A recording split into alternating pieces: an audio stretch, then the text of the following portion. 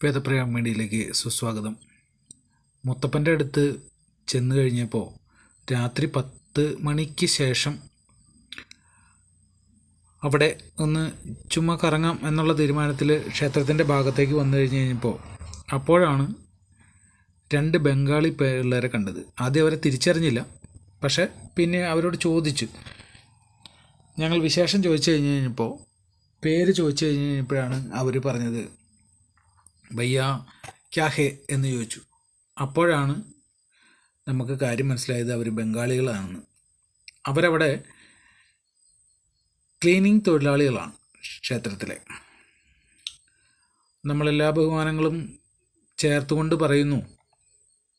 നമ്മളുടെ ഒരു പേടിയാണ് നമ്മൾ പറയുന്നത്. കാരണം എല്ലാ ക്ഷേത്രങ്ങളും പലവിധ ആളുകൾ നോട്ടമിട്ടിരിക്കുന്ന അവസ്ഥയാണിത്. എല്ലാ ക്ഷേത്രങ്ങൾക്കും പേടിയുടെ ഭാഗത്താണ് എല്ലാ ക്ഷേത്രങ്ങളും നിലനിന്ന് പോകുന്നത്.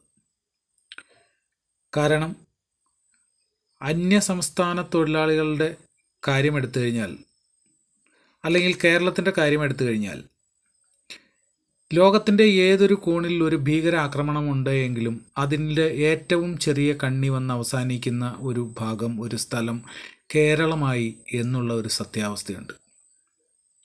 പല റിപ്പോർട്ടുകളുടെ അടിസ്ഥാനത്തിലും നമുക്കത് ശരിയല്ല എന്ന് പറയുവാൻ കഴിയില്ല.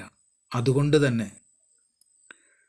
മുത്തപ്പ എല്ലാം കാത്തുകൊള്ളണേ എന്ന് മാത്രമേ പറയാൻ കഴിയൂ.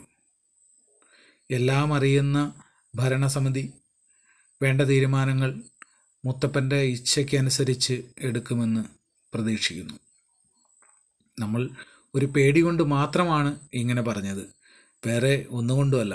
മുത്തപ്പൻ തന്നെയാണ് എല്ലാം അറിയുന്നത്. എല്ലാ സുരക്ഷയും മുത്തപ്പൻ്റെ കൈകളിലാണ്. വേറെ ഒന്നുമില്ല, എല്ലാം മുത്തപ്പനാണ്. എന്നിരുന്നാലും ബാക്കിയുള്ള ഓരോ ക്ഷേത്രങ്ങളിലേക്ക് നോക്കുമ്പോഴും നമുക്ക് ഒരു ഭക്തൻ എന്നുള്ള നിലയിൽ തോന്നിയ ഒരു വെറും പേടി മാത്രം. മുത്തപ്പ ശരണം.